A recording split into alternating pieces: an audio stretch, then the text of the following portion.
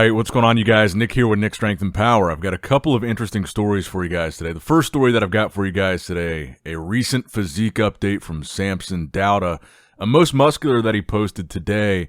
I believe this is the same Most Muscular he posted a couple days ago in the ad for Merrick Health, where he showed a picture of his wife and a picture of the guy from Merrick Health. I think this is the exact same picture, but I wanted to talk about it again in this video, because it prompted a response from William Bonac, and you can even see Bonac commented on this post.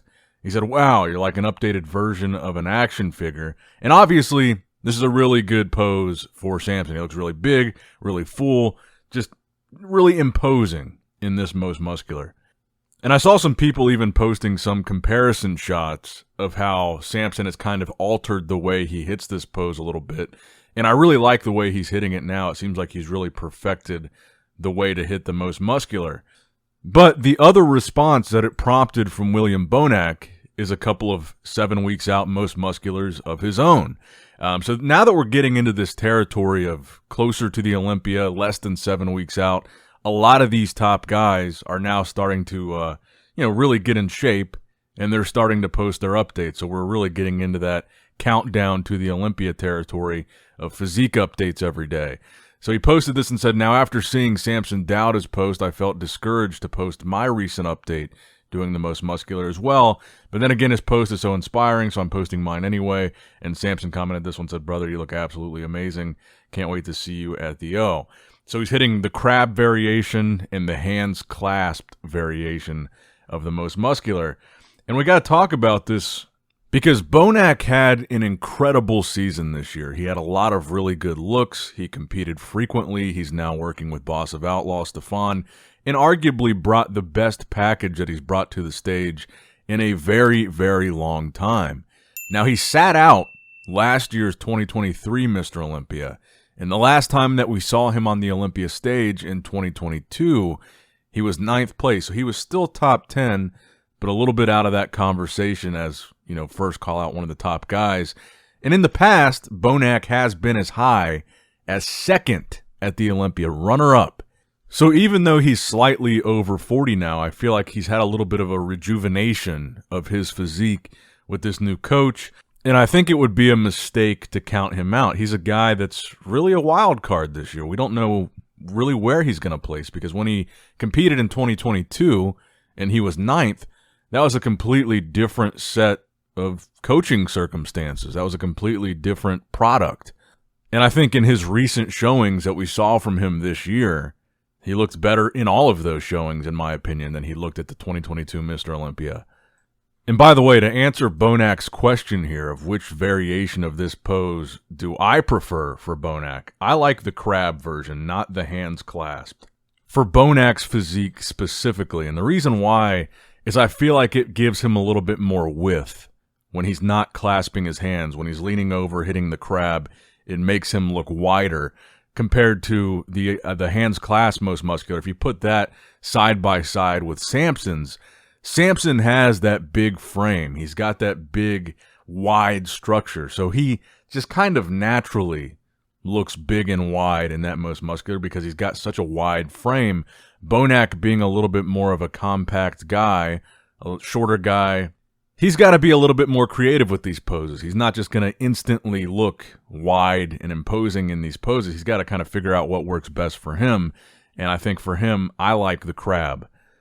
And I'm really rooting for Bonac at this year's Mr. Olympia, because him and his peers that gave us some really entertaining shows in that early summer circuit leading up to that Dubai Pro, Bonac, Behrouz, Nathan Diasha, of those 3 guys that all brought really competitive, really impressive packages, really put on some really entertaining bodybuilding competitions for us this summer, Bonac might be the only one, very likely might be the only one of those 3 guys that actually gets to compete at the Olympia due to the visa issues that both Behrouz and Nathan have been suffering from for several years now. So I don't necessarily know what the likelihood is that we'll get to see a rematch of all 3 of those guys at the Olympia stage. I think it seems more likely that Bonac will be the only one of the 3 representing those great battles that we got to see this year at the Olympia. And for that reason, I'm really rooting for him to do well. And I think doing well would be just anything above his last placing. Anything higher than 9th, I think, is a big win for Bonac. And speaking of Behrouz, Tabani, we also got an update from him just today, less than 7 weeks out. And according to Milos, still waiting for a visa, but still training hard and praying for it. Obviously, Behrouz has an incredible physique, very aesthetic men's open bodybuilder. I think that's what a lot of people really like about him, in addition to the fact that he consistently brings really good condition. I've said it before, I think he truly belongs on that Olympia stage, and I think it's really a shame that he's even had the issues that he's had up until this point and missed out on more than one Olympia when he's won shows, qualified, earned his spot to be there. And this year might be another year where that doesn't happen. I think that's a shame. I think he is one of the best bodybuilders in the world, undeniably. And the fact that we might not get to see him at the Olympia, which he earned his spot for, is willing to travel for, I think is a real shame. Especially when you consider the fact that I just talked about how great Bonac is, how great Nathan is as well. And that final culmination of all those battles that we saw this summer being the Dubai Pro, and Behrouz was the one to win it all, the big one.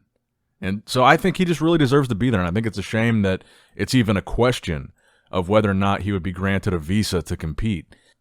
Because frankly, I think all three of them, Bonac, Behrouz, and Nathan, if they all are able to compete at the Olympia this year, I think they would all be top 10 or at least top 10 material, and I think they would really disrupt that top grouping of guys from last year, because none of them were there last year, and I think they would really shift the conversation, and I think they would all be somewhere in that top 10. Which is why it's such a shame that they probably won't be able to compete. I mean, if all three of them crack the top 10 this year, if they were able to compete, I mean, that's 30% of the best bodybuilders in the world, 30% of the 10 best, and we might not get to see that.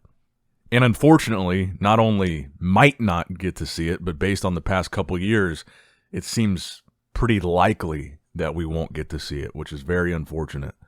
Now, next up in the news, let's talk about Classic Physique a little bit more. So this was posted on the Bildungs Elite Instagram page, and this was Urs Kalecinski's top 5 Olympia predictions for the Classic Physique Olympia. Now, you guys know I'm a big fan of Urs, and I've been really impressed with some of the stuff that Urs has been able to do in the offseason as far as just the incredible amount of size and how heavy he gets in the offseason and dieting back down to that Classic Physique weight cap. And it looks like Urs also in this video is sporting a brand new hairstyle for this year's Olympia to make him stand out a little bit more. Now, Urs's prediction in this video, and it's in German, is him in first, Urs Kalecinski winning, Chris Bumstead in second, Ramon Dino in third, Wesley Vissers in fourth, and Breon Ansley in fifth.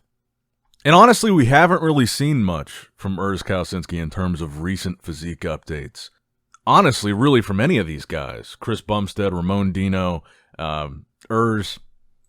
Wesley is the only one recently that's posted like a 7 weeks out full posing physique update. And none of the other guys we've really seen much from. And I guess that kind of has been the case for the past couple years. None of them have really been, super active in the build-up to the Olympia as far as revealing their physiques. Now, as far as Urs' prediction, I like that he's confident and has himself winning, obviously. My only real prediction for Classic Physique so far is that if Chris does compete, which it looks like he will, I think it'll be his last Olympia. I think he'll retire on stage, probably with his daughter. And I don't think he'll be beaten. I think he's going to go out with an undefeated reign. Now, if Chris does retire, frankly, next year, I do think Urs has a shot at winning the title. I think the conversation next year will probably be Urs, Ramon. Terrence will be coming back next year, so probably Terrence as well, and Wesley. And the reason I say that is because it seemed like Ramon and Sebum were like the solidified top 2 guys. If anybody was going to beat him, it was going to be Ramon. But I think at the Arnold Classic, Ramon really showed that he's not unstoppable. He really showed the weakness in his armor losing to Wesley Vissers. So I think next year, in the absence of Chris Bumstead, I think that title is wide open. I think Urs is one of the guys that's in that conversation to win it. But let me know what you guys think in the comments below. What are your classic physique Olympia predictions for this year? And what do you think is going to happen next year in the hypothetical situation that Bumstead is not there? And let me know what you guys think about William Bonac. He's kind of representing, and I feel like probably will be the only one representing that summer circuit of bodybuilding shows at the Olympia this year. And where do you think he's going to place? Let me know in the comments below. That's going to wrap it up for the video, guys. I hope you did, in fact, enjoy it. Make sure you like the video, subscribe to the channel, click that bell notification icon if you have not already. And as always, I love you guys. Appreciate you guys. Nick Strength and Power signing out.